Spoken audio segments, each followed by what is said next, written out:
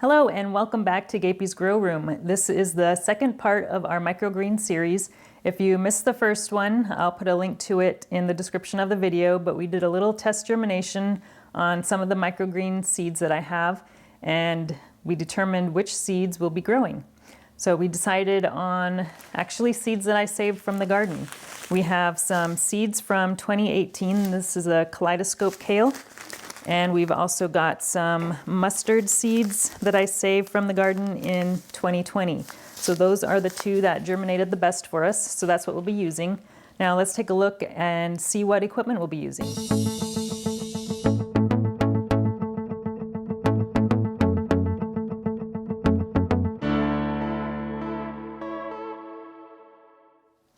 These are the trays that we're going to be growing our microgreens in. These are called seed sprouting trays if you want to search for those on Amazon. I'll also put a link to these in the description of the video, but they come in two pieces. We've got the base here that's just a solid bottom, and then we've got the top part which has a grate on it. And these just fit into each other like that. And one thing to note about these trays is there's quite a bit of a big gap between the bottom of this tray and the bottom of this one. So you have to put quite a bit of water in this bottom tray in order for it to reach the bottom of this top tray. So we'll be using both of these trays for some of our microgreens, and others will be using just the bottom tray. So I'll talk a little bit more about that when we get to starting our seeds. But I got these on Amazon for $24 for 10, and that's 10 bottom and 10 top trays. And you can also get them in a 5-pack for $17. Here we have our heat mat. And I mentioned in the previous video that most people may not need a heat mat to grow microgreens because it really doesn't take a lot of heat to grow them. But our house is pretty cold this time of year, and it's actually 55 degrees in the house in this room right now. So that would take a long time to grow microgreens, and we don't want to wait that long. So I decided to use this heat mat, and this one is from Mars Hydro, and it came with this thermostat here that you can set the temperature to whatever you want. Well, up to a certain temperature, of course. This one goes from 40 to 108 degrees. And all you have to do is hold down this set button here at the top. And then once the numbers start blinking, you can just raise the temperature up or down. And you can also change this to Celsius if you want. So we're just going to set that to 70 degrees for our microgreens, and that should be just fine. And another feature that I found out about this heat mat is it has an auto shut off. So if this heat mat ever gets above 140 degrees, it will automatically turn off. So that is a feature that I don't think I've seen in any of the other heat mats that I've used. So that is kind of nice to have. And this will get very hot if you don't use one of these thermostats. So anytime I use a heat mat, I always use a thermostat with it, because I have, for example, forgotten to put this probe into the soil of when I'm using a heat mat, and I've ended up frying my seeds or seedlings. So it's definitely important to use one of these. These do come in two different sizes. This is the 10 by 20, which is $45 with the thermostat. You can also get it without the thermostat, or you can buy the thermostat separately if you didn't get one. And you can also get one in a 48 by 20 size for $70 with the thermostat. It's about $10 to $15 cheaper without the thermostat if you've already got one. But again, I highly recommend you get one of these if you're going to use a heat mat. Now here we have an important tool. This is a timed outlet that is really important for turning off and on your lights automatically. Now, both of these were $26 on Amazon, but they have some extremely different features. So this black one here, you can actually turn these guys to lock them. So if you have kids or pets or something that might electrocute themselves, you can actually close the plug so you can't actually get anything in there. So that's not something that I'm too concerned with, but other people may find that useful. I've never used that feature of this one. On this white one here, this one has surge protection, which the black one does not, which I think is really helpful to have. So that is one of the reasons why I like this white one better. As far as the settings and controls, they're pretty much similar. I think the white one is a little bit easier to program without looking at the manual. Let's see, they both have 4 switched outlets on the left, and then the 4 on the right are always on. So you can set the timer whatever you want for any number of days of the week and any time for the ones on the left, or you can actually leave them always on the left if you wanted to. And then the ones on the right are not timed, but are always on. So the ones on the right are the ones where you would want to plug in, for example, your heat mat, because you always want your heat mat to stay on, and then your lights would be on the left. And both of these do have an internal battery, so if you lose power or you unplug this, it will still keep track of what the date and time is, so you don't have to worry about if your power goes out or something, it'll still keep track of the correct time when it comes back on. Another thing to note is this white one, which is by BN Link, has a 3.5 foot cord, and this other one by GE7 has a 3 foot cord.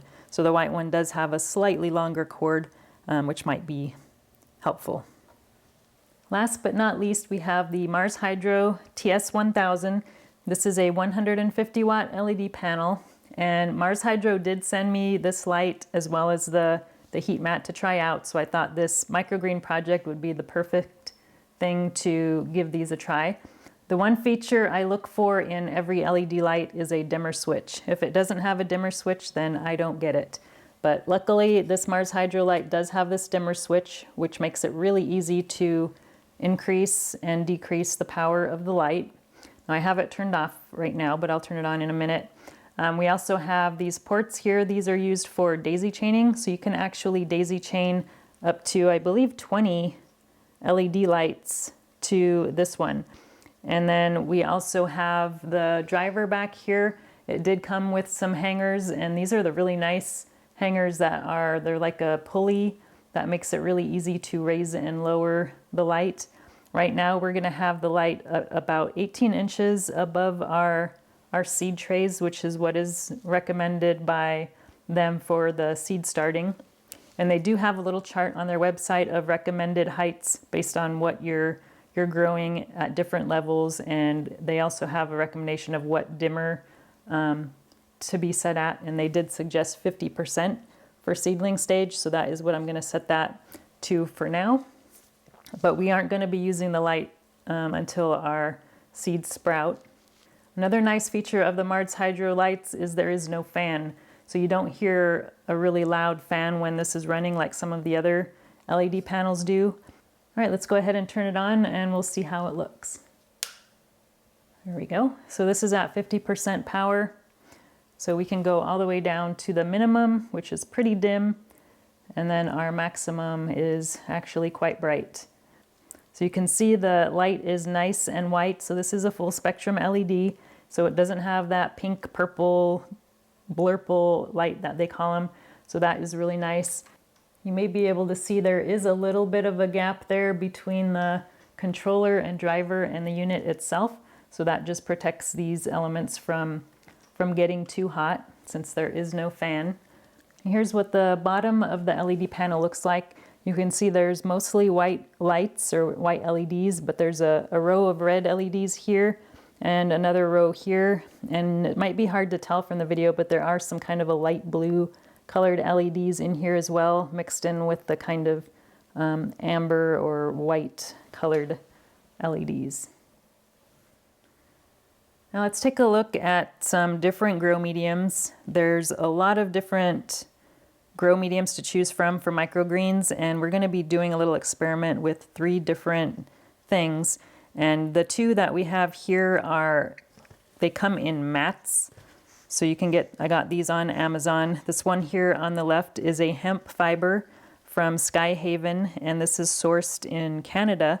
And I got 10 of these 10 by 20 sheets for $28. And this is obviously too big for our containers that we're going to be using, so I'll need to cut these down to size. But this is supposed to be very compostable and biodegradable, and we'll have to see how that goes. It feels very shaggy, so I think it's going to do really well for our microgreens. Now this one on the right is called something I've actually never heard of before. This is made with jute fiber. And I didn't realize jute fiber is actually used for making burlap. So this comes from a jute plant, and it uses the skin of the plant to make this fiber. So I thought that was kind of interesting, and that jute plant is in the mallow family. But this one, compared to this one, is a lot more tightly woven, and it's not as shaggy. So I'm not sure how well that's going to do. It is also biodegradable and compostable, but from what I've read, it's not as biodegradable as the hemp fiber. So we'll have to see how well both of these do in our compost bins. But this one here, I'm not sure where it's sourced, but the brand is called Anfsin on Amazon, and I got 15 of these 10 by 20 sheets for $27. So it's a little bit cheaper than the hemp fiber, so we'll see how it compares. Another option to go with is a cocoa core mat, and I didn't get those. Those are actually a lot more expensive. I found those 20 for $45. So we'll be able to fit 3 of these trays on our heat mat. So I'm actually going to be using the hemp fiber in one, the jute fiber in one, and then in the last one, I'm actually going to be using a soil medium. So I've got some Pro Mix potting mix here. So this is what I'll be using in the 3rd tray, and we'll see how that compares to these fibrous mats.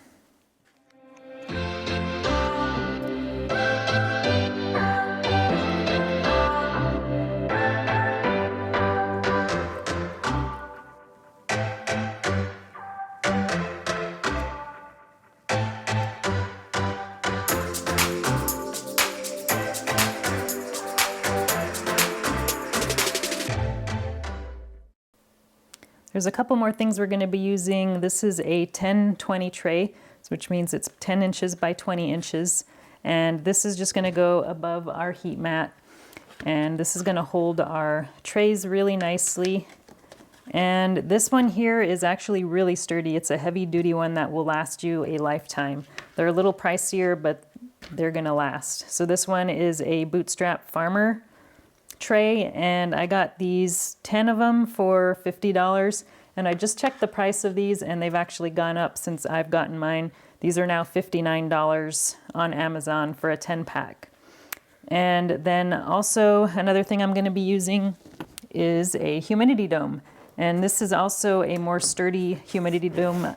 I don't know if it'll last a lifetime, but it'll last definitely a lot longer than the other humidity domes that are out there.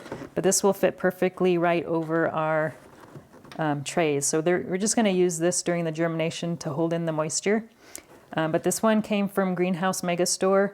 It's an awesome website where you can get all kinds of trays and things, and they are a pretty good price. But these also have gone up since I've gotten these. I got these at a 10-pack for $25, and now they're $33. So prices are definitely going up.